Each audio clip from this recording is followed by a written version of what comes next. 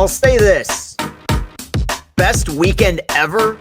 Dude, seriously? I'm not even exaggerating. Was that not as electric a weekend of Michigan-based sports as we've seen in a long time? Now, there is one downside if you are a Spartan fan, right? But we have so much ground to cover today. A lot of positive stuff to cover today. Look, people like me who set out to talk about Detroit sports and Michigan sports, it's weekends like the one that we just had that like make you realize, yeah, this is why you do this. Like, this is what you look forward to.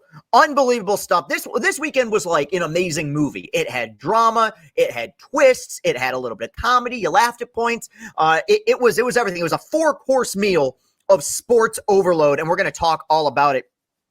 Usually I start these podcasts by talking about the Lions, and we are going to talk about the 2-1 Detroit Lions, who I felt like got a very gutsy, solid win on Sunday in Phoenix against the Arizona Cardinals. But that's not going to be where we're going to start. We are going to start with the continually surging, continually red-hot Detroit Tigers, who, no exaggeration here, just had as clutch and as good a road trip as they've had in a decade. This is, I said last week on last week's show, and I did nail it.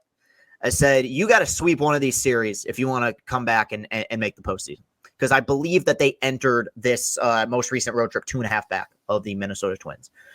You sweep the Kansas City Royals, and you win 2 out of 3 against the Baltimore Orioles, and what really did feel like a playoff environment. I mean, the fans at Camden Yards are pretty incredible. All close games, all tightly contested. It was amazing. It was stunning. And you know, there's so many games. I'm not going to recap every single one, but there were some moments watching where I got chills, just straight up. You go back and you look at the first game, kind of where this road trip started. Detroit was down 4-0 and 5-1 against the Royals with Seth Lugo on the mound. The Twins were beating the Guardians, and it looked like by the end of the night they were going to be 3.5 back. Guardians end up coming back. Tigers end up coming back, and it kind of set this whole thing in motion. And now, look, there is something very fun about chasing the postseason, looking up at teams for the postseason, because you're kind of playing with house money. But it was Sunday where it became very real.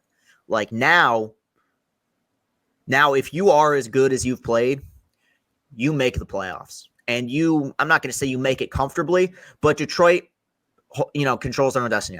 They are a game up on the Minnesota Twins, who are continuing to be in free fall, as are the Kansas City Royals, who've lost 7 games in a row. The Tigers are now tied with the Royals. If you would have told me at any point this season after like April that the Tigers and Royals were going to be tied late into September, I would have thought that you were insane.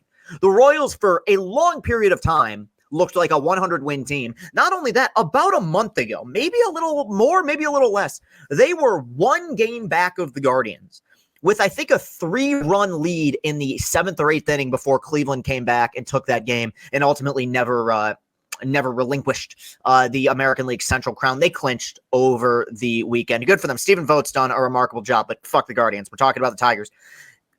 I've seen a lot of Tiger teams in my day, and don't get me wrong, I have seen a lot more talented Tiger teams in my day. There are not many that have been tougher than this one. When this team's lost, they've had some excruciating losses, and the way that they consistently bounce back game in and game out, and it's the little things. It's playing good defense. It's running the base as well. And, of course, the fact that this pitching staff, I mean, what can you say? They have had – I mean, this was always a good staff. But when you go back and look at the way things went at the trade deadline, and this is where I start to get upset at some people. Look, as much as I would like to rub it in people's faces and say, I always believed and you peons were wrong, I can't do that. I see some people on social media getting mad at others saying, you're jumping on the bandwagon. The fact is, in this particular instance, this is an unprecedented 1 in a million turnaround. When you go back and look at where this team was post-trade deadline, they didn't know who was going to pitch. You remember that Scott Harris had that sit-down press conference after the deadline? He said, yeah, we have no clue. We have 1.5 healthy starters. Tarek Skubal, and Cater Montero, who's a rookie. After that, we're going to be doing a bunch of bullpen days.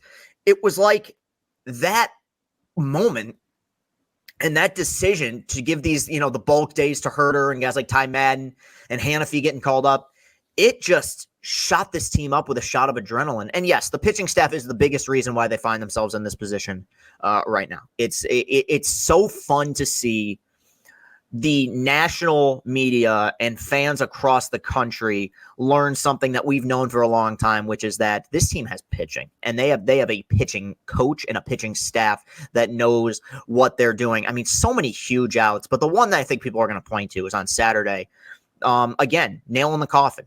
Foley had nothing. He gives up 2 runs in the 9th inning. You got runners on second and third with nobody out. The Orioles, I mean, they got the walk-off celebration prepped. They're ready to go. The dugout was like halfway onto the field, just a premature celebration. And Bo Brisky, man, just hunkers down and gets 3 of the biggest outs of his career. Trey Sweeney makes an unbelievable defensive catch. It's just a different vibe. It's a different vibe. And now you have an opportunity to be remembered potentially. And now I'm getting scared, man. I don't want to have my heart broken. But I said in one of my videos last week, it feels like the whole country is rooting for the Tigers right now. And it's the truth. The Twins are playing terrible baseball. The Royals are playing terrible baseball. You have this team that has come out of nowhere with a bunch of young players that the world is starting to get to know. You have 6 games. 3 against the Rays, who are still scrappy. They're a 500 team, but they're always Tampa. They always have their system. They're always dangerous. They always have pitching. And 3 against legitimately, and no hyperbole, the worst team ever in the Chicago White Sox.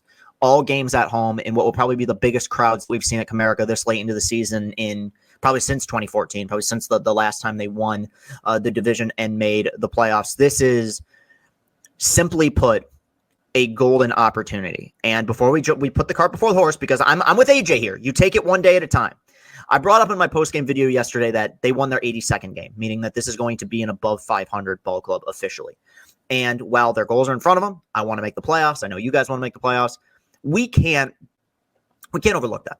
We cannot overlook that, and we can't overlook it, especially considering the fact that as late as the 4th of July, this was a team that was a mess. They were 9 games under 500. And I think when you have so many young players, and when you have so many things that don't go right for you, whether it's players in the offense underperforming, pitchers getting injured or traded, I feel like it's very easy to lose a positive mindset. I mean, that doesn't just exist in baseball. That exists in life. And the way that every single day these guys are showing up to the park just saying, we're going to win. There is a level of cool and calm to what AJ Hinch is doing right now that, and the way this team's going about their business, that is staggering for such a young team. Now, I still think at some point, I don't know when it'll be, but I still think at some point the lights might get a little bright. I think that probably won't happen until the postseason.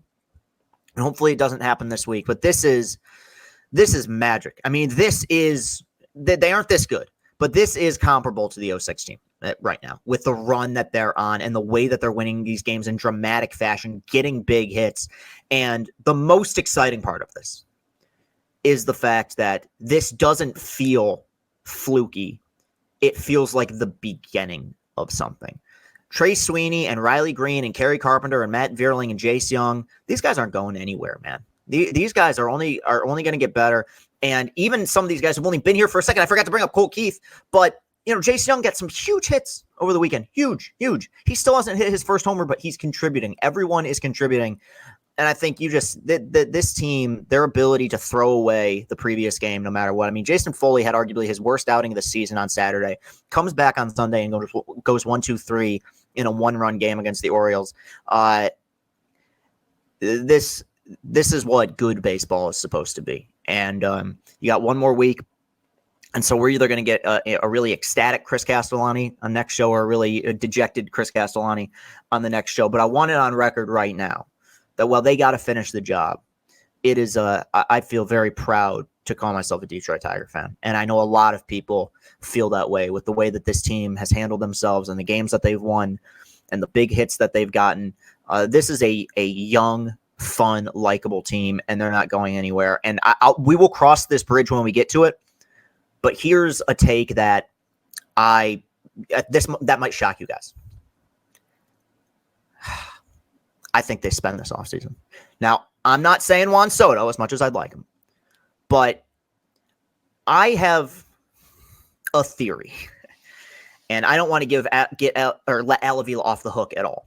But I have a theory that Chris Ilitch never trusted Al Avila with his money. If you lose out, which you aren't going to, but if you lose out, you are going to be returning a winning baseball team in 2025. And when you watch this team play, there are holes offensively that can easily be plugged, not with 10-year, $800 million contracts, but with solid 3-year deals. You want to go ahead and you want to add a Christian Walker. You want to make a run at an Alex Bregman. You want to bring in a Walker Buehler or Justin Verlander in free agency for pitching. That's all there. I legitimately, something about this, and we've had stops and starts, man. I remember after 21 we felt this way, but something about this does feel different. I think that Chris Ilitch, I'm not going to praise him because he hasn't done a good job as an owner, but I believe that Chris Ilitch has wanted to wait until he knew that he had a team that was actually competitive. Now, I could be completely wrong about this. This could be rose-colored glasses like me wearing the Tiger blinders. Now, keep in mind, if he goes out and spends, it doesn't change the way I felt about his tenure up to this point. We got a ways to go. But things are falling into place right now in a way that we haven't seen them fall into place in a long time. And I know I'm spending a long time on this, but I'm not going to be getting a lot of sleep this week. I mean, the Tigers, no one saw this coming. No one saw this coming. And it's fun. And to see the fans embracing it, I will be an emotional wreck this week, even more so than I usually am. And I am usually an emotional wreck. Let's transition. I want to talk about the Lions here. In a game that I think we saw a lot of good, and in a game where I think we saw a lot of frustrating. The Lions prevailed. They pull out a 2013 victory against the Arizona Cardinals. The Cardinals came in at 1-1, but they just, in the previous week, demolished the Rams 41-10. And so it had me a little bit concerned. I mean, I feel like over the last few years, that third game has been kind of where we've gotten a vibe for what this team is, where 2 years ago, I think it was the third game where Seattle just ran up and down the field on them. They do play Seattle again next week. And last year was they played Atlanta and took care of business. This was a take care of business game. Now, not everything was perfect, and I still contend 3 games into the season, outside of the first quarter of the Arizona game, we have not seen this offense at its most dynamic at best. Now, I do think the first half of the Arizona game was a huge step in the right direction. They ran the ball very effectively. Goff was efficient as hell. You know, it's so the discourse surrounding Jared Goff is so interesting where, and I think it's like this with a lot of quarterbacks, where the idea is sometimes if you're not superhuman, it means that you suck. For the most part, and there are exceptions, like 2, Mahomes, Allen, you want to throw Burrow in there, fine. You could make the argument at some point Stroud will be in there at some point, but in general, quarterbacks respond to the system that they play in. I remember hearing so many arguments about how Tom Brady was a system quarterback. Wait, he played in a good system. Teams that win Super Bowls have good systems. And so Goff, I don't think, is ever going to be a 500-yard quarterback in a game the way it's like Stafford had the ability to put a team on his back and be Herculean and throw for 400, 500 yards. Now, often it was because they were playing from behind, but I digress. I thought Goff was very efficient in the first half. Now, in the second half, the offense stalled. Goff threw another pick, and it was a bad pick. I mean, look, I'm not acting like there's such thing as a good interception, but Goff throws a slant route to Amon-Ra that goes off his fingertips and lands in the hands of the safety. I'm willing to say, hey, tough break. That's not on you. Every one of his interceptions that I can recall up to this point has been on Jared Goff, which is so bizarre because last season he was a guy who was incredibly efficient with the football and didn't turn the ball over. But fortunately, that turnover ultimately didn't matter. The Lions made a stop. And this is where, look, I, as a content creator, as a podcaster, and as a fan, I always call myself equal opportunity. Okay, I'm an equal opportunity offender because I will be critical of my teams and their players and their coaches when I feel like they've done stuff that is stupid.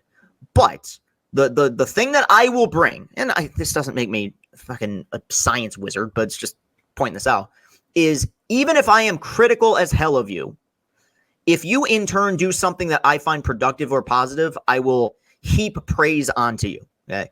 I think that you look at the Tigers this year, that's like the ultimate example of it. The reason I bring this up is because I have never been a big Aaron Glenn guy. I've seen his defenses play well at points, but I've also seen a lot of breakdowns. I've seen a lot of coverage busts.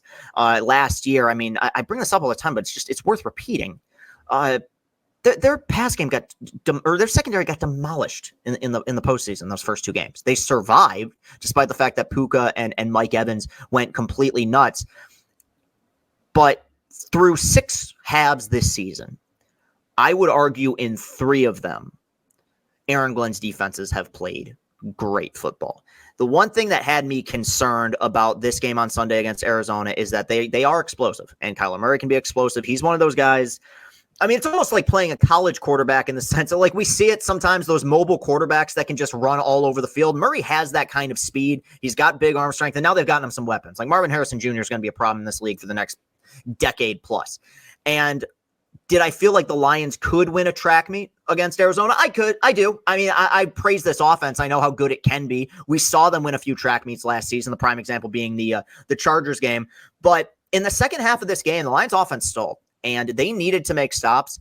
And consistently, not only was the Lions defense making stops, they weren't really allowing Arizona to get first downs. I mean, I thought that it was just a very sound, fundamental, very disciplined game plan by Aaron Glenn's defense. You can play a great game defensively, and you look at the stats, you say, okay, look, 1 sack. They did force a turnover on a Kirby Joseph pick in the end zone. That was great. But as a whole, it's just you didn't see a particularly comfortable Kyler Murray with the exception of the first drive. But that first drive scared you because he was getting out of the pocket, getting long runs, slinging the ball around. He threw a touchdown to Marvin Harrison. You felt like this could be a long day for this defense. After that, he just never really seemed comfortable in the pocket. When he got out of the pocket, he didn't really have a lot of room to run. I thought that was one of the better Aaron Glenn defensive game plans that we've seen. And I think that we have, and I have as well, put so much focus on this offense through the first 3 games because I would say the offense is the identity of this football team, as is kind of the case with every NFL team. Like, the first thing you do is you look at your quarterback, you look at your running backs, you look at your receivers.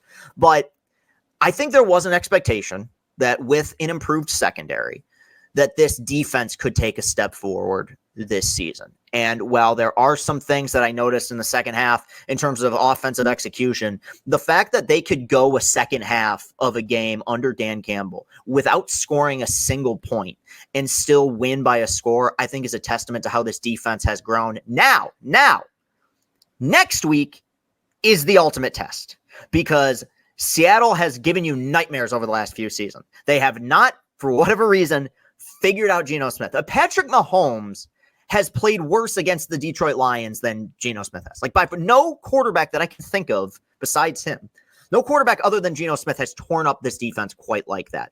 It is a different Seattle team. Pete Carroll gone. You bring in former Michigan defensive coordinator Mike McDonald. They are 3-0. That's going to be a Monday night game. That is going to be that's going to be packing a wallop of that matchup. I'm really, really looking forward to that. But they're in good position now because you come off the disappointment from last week, and it speaks to the sense of calm that I have about this version of the Lions that I've never had about any other version of the Lions, which is last week.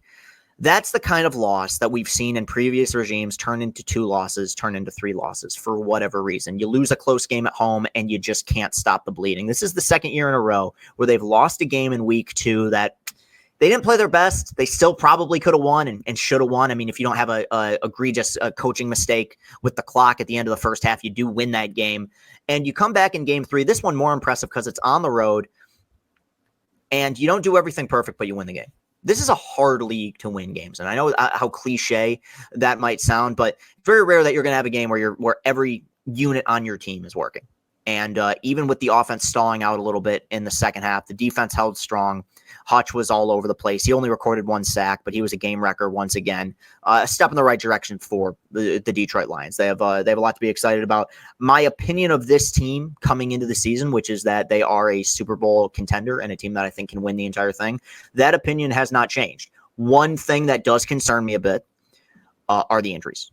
I keep seeing this at this particular field, and it happened in the Super Bowl a few years back, but that grass at whatever it is, University of Phoenix Online Stadium, I think, isn't that legitimately what it's called? Did I make that up? Sucks.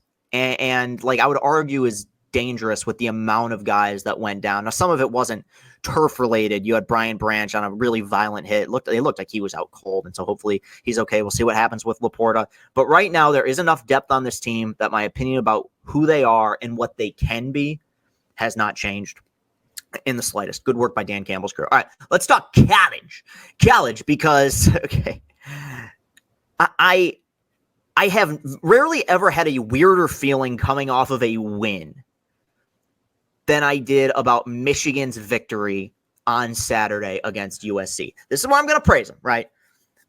I didn't think they were going to win. In fact, I thought they were going to lose by like at least 10 points. This was not a confident Chris Castellani coming into that game on Saturday for Michigan. I said, we're going to need to see a completely different team. And you know what? For the first half, to their credit, that's exactly what we saw. It was a team that had a really solid running game as their foundation. Two good running backs who were popping off for big runs. You know, you had the long touchdown by Mullings, long touchdown by Donovan Edwards. Alex Orji, you know that famous meme of our expectations were low, but holy fuck. My expectations were bottom of the barrel for this passing game, and it still was below that. But the one thing I can say about Alex Orji, unlike Davis Warren, who I still contend is probably is a much better pure passer, this is an offense that is designed to sustain drives and is not designed to win games. Now, you could say this about any offense. Is not designed to win or come back in games in which you turn the ball over. I think Davis Warren, when you look at some of his best moments, using air quotes there for the people who are listening to this in podcast form, when you look at his best moments through the first 3 games, I'm sure that they were probably better than anything that Alex Orji could have done, but the lows were so low, derailing drives, letting teams back in games. I think Orji, as low as his ceiling is, and it's at his ceiling is the floor. Usually they say the floor is the ceiling. His ceiling is the floor.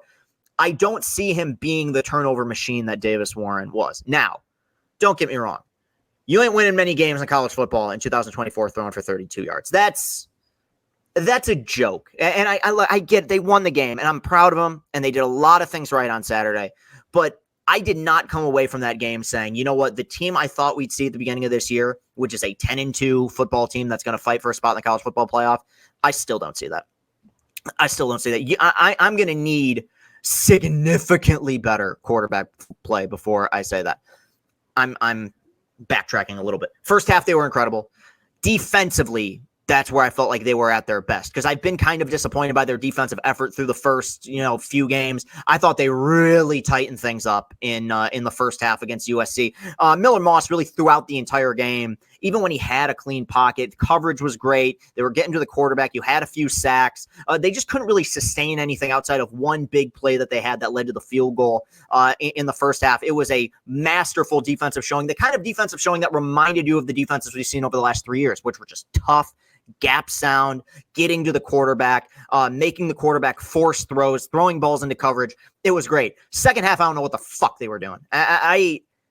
First of all, USC drives right down the field in a drive in which, and I could be wrong about this, in a drive in which I think Josiah Stewart and Kenneth Grant weren't on the field for a lot of it. Like, I don't know if this is a depth thing that they're trying to do, but they completely got away from what was working in the second half. To me, and some of it is defensive adjustments, right? Lincoln Riley knows ball, but man, they were giving up third downs. They gave up a touchdown on a 3rd and 16. You did force 2 turnovers. One of them ended up being a turnover back in the Kenneth Grant play, but they did something that they will win a lot of games if they continue to do, and that's that they scored a touchdown defensively. Will Johnson, the best cornerback in the country, jumped the route and got a pick 6. They don't win the game if not for that, but then they found themselves behind by 4. They needed a touchdown to win the game, and they had about 90 yards to go. And I figured the only way that they win this game is that Orji's going to have to do something that he hasn't done in his entire tenure here, which is make a legitimate throw downfield. Believe it or not, they didn't have to. And that's where you got to just – the badass of the week is Khalil Mullings. Look, Donovan Edwards is fine. Okay, like I think that fumble was ridiculous, but he's a good running back. He's not running back one on this team. Khalil Mullings has earned that spot. He's earned that respect. He was running hard, man. I mean, the 63-yarder that he got to put Michigan in position to win that game, that was like Marshawn Lynch against the Saints. I mean, he was just shedding tacklers, fighting guys off. He runs the ball the way that you would expect a converted linebacker, now running back, would run the ball. Just angry, breaking tackles, fighting guys to get those extra yards. He's a quintessential Michigan running back. They found a way. They score on the fourth down, and then the defense held on the next drive. They deserve a lot of credit because I think that this seemed like, maybe I'm just overreacting, I don't know. This seemed like a team that with one more bad loss, things could have really started to get out of hand because you do have a young coach, and I think you have a locker room that is not nearly as experienced. I think you come into the season with college football playoff aspirations, all of a sudden you find yourself at 2-2. You know, it could lead to some infighting and finger pointing. That's not the case. They stood strong. They did do a lot of things right on Saturday. Do I still see this as a 3-4 loss team? I do. I have confidence now, finally, after both this game and the Arkansas State game, that the offensive line is going to improve, that they are going to continue to get the run game going. I've made this comparison before, but this is 2017 all over again. This is a team with multiple inefficient quarterbacks and or turnover-prone quarterbacks and two really good running backs. I want to just throw out a statistic because it goes against, I feel like it just goes against the space-time continuum, quite frankly, that my friend Anthony Broom of the Wolverine brought up. Since 2015, which was the first year of the Harbaugh era, Michigan football has had 6 games in which they to reach 100 yards passing. They are 6-0 in those games. Not ideal, right? But there is a way in which Michigan football is capable of winning games ugly. And I do have to give them the credit for that. That was some, they got in the mud on Saturday, and I appreciated them pulling that one out. I do want to talk about Michigan State here, who lost on Saturday against Boston College. And I feel like what I'm about to say is going to be very patronizing because a lot of Michigan State fans were very pissed, and they could have had that. I mean, they over 4 times, I believe. The defense made some stops. It was not Aiden Child's best game. The ability is still there, and for the most part, you saw some idiots who were calling for a quarterback change. But I think one of the things Jonathan Smith did correctly right away is they got their QB1, and they're going to stick with him throughout the rest of the year. His ceiling is still insanely high. He's going to be erratic as fuck, and that's exactly what we saw on Saturday against Boston College. I guess just watching them through 4 games, they're 3-1. I think they're exactly where they should be. I know you kind of want to get greedy. You could argue they should be 4-0. Look, I'm not gonna argue with that. They had their opportunities on Saturday. I guess what has impressed me the most about what Jonathan Smith has done in a short amount of time is the fact that I've noticed a very clear personality and culture shift within the program. And that's a hard thing to do 1/3 of the way into your first season as new head coach. I mean, let's be real. The defenses that Mel Tucker had for a majority of his tenure were not Big Ten defenses, and they sure as hell weren't Michigan State defenses. I mean, I think losing 49-0 to your biggest rival last year is a reflection of that, but there were a lot of other games. You had special teams mistakes, dumb penalties, and those issues still exist. I think where Jonathan Smith will need to focus the remainder of the season is this to become a more disciplined football team, because they have turned out to be, to their credit, a significantly more talented team than I expected. Because I just didn't know. Coming into the year, I'm like, do they have the athletes? I think they have the athletes. Keep in mind, Nick Marsh was out on Saturday, as were 3 other wide receivers. So I think the athletes are there. It's just a matter of tightening up the screws, because Michigan State football, when they're at their worst, I talked about it last week, is undisciplined. It led to some bad results during the D'Antonio era. Now, during the best of the D'Antonio era, they cleaned that shit up, and they were a top 5 program for several years because they were because they were a pretty darn disciplined team. Right now, you have a quarterback that is explosive but extremely erratic, and a team that's going to commit penalties, a team that's going to turn the ball over. But I also think that there is a level of toughness here that I didn't know if we'd see from this program until year 2 or 3 under Jonathan Smith. And even though they lost the game and they give up the late touchdown, I think it's where you have to give Joe Rossi a lot of credit, the defensive coordinator, where, I mean, last year they looked like a team that was not only poorly prepared for games defensively, they just didn't look like a team that really had the athletes. I think more so what we're learning is that they had a coaching staff that was not putting these athletes in positions to succeed. So it's obviously a tough loss in the red bandana game to Boston College. I mean, they probably would have been in the top 25 had they have won that game. Let me just say real quick, this weekend in sports, I was sitting down here on Saturday. Michigan was down by 4 with a 4th down and goal. At the same time, the Tigers were clinging to life as Bo Brisky was trying to pitch out of a runners on second and third, nobody out jam.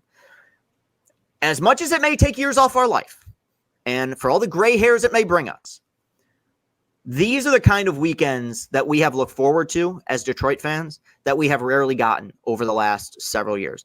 I mean, really, when was the last time the Tigers playing meaningful baseball in September? 2016, right? I mean, you had a fun Lions win. You had Michigan having a close victory, a last-second victory. And even though Michigan State came up short, like, that is a good game. Like, that's a game that's not decided until there's like 30 seconds left when Childs threw that final pick. So I had a blast because my teams were winning. If I was coming on here with after a loss to the Cardinals and after a loss to the Orioles and after a Michigan loss to USC, I don't think I would be as chipper. But it's one of those things where you do kind of have to embrace the moment. And I think Detroit fans never have to worry about being humbled, but we have had so long where we've had to deal with meaningless games, teams that were playing for nothing deep into the season or early into the season. I mean, how many Lions campaigns started 0-2 and we just went, fuck it, season's over? Things have changed. We've talked about how they're changing. Now they have changed, and that's exciting, and that makes me obviously very happy for the fans who that's what all this is about. That's who it's for. And hopefully I can be every bit even more ecstatic next week when we do this show. So that will do it for today's show. You can find us on Apple Podcasts. You can find us on Spotify. If you're watching on YouTube, hit that like button, hit that subscribe button. We will be back with an episode of Chris and Company this Wednesday. Nick Gillard, the fight choreographer for the Star Wars prequels, is going to join us. I don't know how you guys are going to respond to this one in terms of popularity, but it's another thing that content-wise, I'm proud of it. Like, I think we got some good bits. Austin, who's also a huge Star Wars fan, has watched it and edited it. He said he thought it was really good. So hopefully you guys can enjoy that. The effort's there. We're trying. The Tiger videos have been doing really well, and the reception and response to the post-game videos has really meant a lot lately. This is it's an uncertain time in my life, and I don't even know why I'm saying that because none of you care, nor should you, really. But this has definitely, as much as I can do, help me keep my head on straight, and y'all are a big reason for that. So thank you so much, everybody. We will see you. We'll see you Wednesday if you're a Chris and Company viewer, which you should be. But if not, we will see you back here next Monday to round up the week that was in Detroit sports. Love you guys very much. Have a great rest of your day. Peace and happiness.